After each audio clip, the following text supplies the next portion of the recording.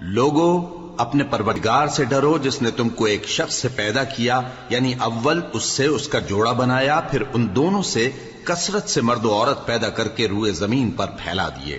اور اللہ سے ڈرو جس کے واسطے سے تم ایک دوسرے سے حقوق کا مطالبہ کرتے ہو، اور قطع رحمی سے بچو۔ کچھ شک نہیں کہ اللہ تمہیں دیکھ رہا ہے۔ اور یتیموں کا مال جو تمہاری تحویل میں ہو ان کے حوالے کر دو، اور ان کے پاکیزہ اور عمدہ مال کو اپنے ناقص اور برے مال سے نہ بدلو، اور نہ ان کا مال اپنے مال میں ملا کر کھاؤ کہ یہ بڑا سخت گناہ ہے۔ اور اگر تم کو اس بات کا خوف ہو کہ یتیم لڑکیوں کے بارے میں انصاف نہ کر سکو گے تو ان کے سوا جو عورتیں تم کو پسند ہوں، 2 یا 3 یا 4 ان سے نکاح کر لو۔ اور اگر اس بات کا اندیشہ ہو کہ کئی عورتوں سے انصاف نہ کر سکو گے تو ایک ہی عورت سے نکاح کرو یا باندی سے تعلق رکھو جس کے تم مالک ہو۔ اس طرح تم بے انصافی سے بچ جاؤ گے۔ اور عورتوں کو ان کے مہر خوشی سے دے دیا کرو، ہاں اگر وہ اپنی خوشی سے اس میں سے کچھ تم کو چھوڑ دیں تو اسے مزے سے کھا لو۔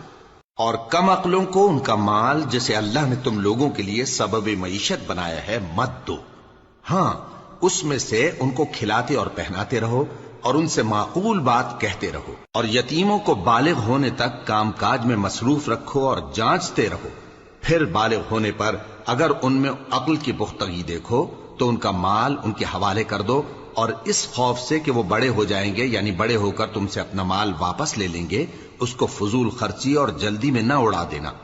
اور جو شخص آسودہ حال ہو اس کو ایسے مال سے قطعی طور پر پرہیز رکھنا چاہیے، اور جو ضرورت مند ہو وہ مناسب طور پر یعنی بقدر خدمت کچھ لے لے۔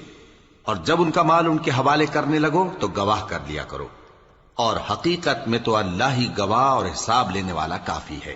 جو مال ماں باپ اور رشتہ دار چھوڑ مریں، تھوڑا ہو یا بہت، اس میں مردوں کا بھی حصہ ہے اور عورتوں کا بھی، یہ حصے اللہ کے مقرر کیے ہوئے ہیں۔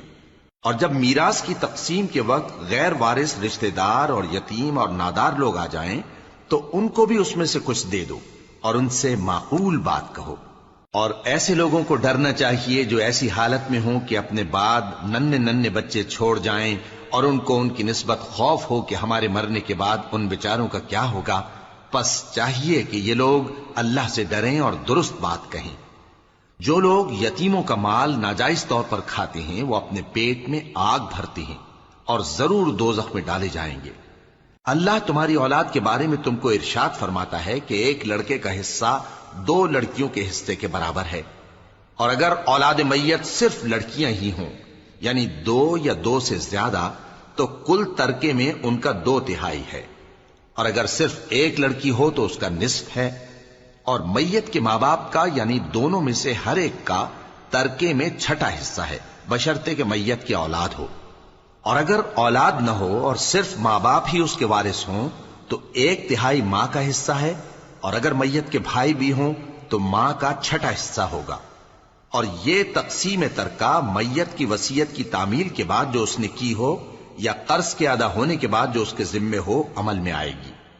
تم کو معلوم نہیں کہ تمہارے باپ دادوں اور بیٹوں اور پوتوں میں سے فائدے کے لحاظ سے کون تم سے زیادہ قریب ہے۔ یہ حصے اللہ کے مقرر کیے ہوئے ہیں، اور اللہ سب کچھ جاننے والا ہے، حکمت والا ہے۔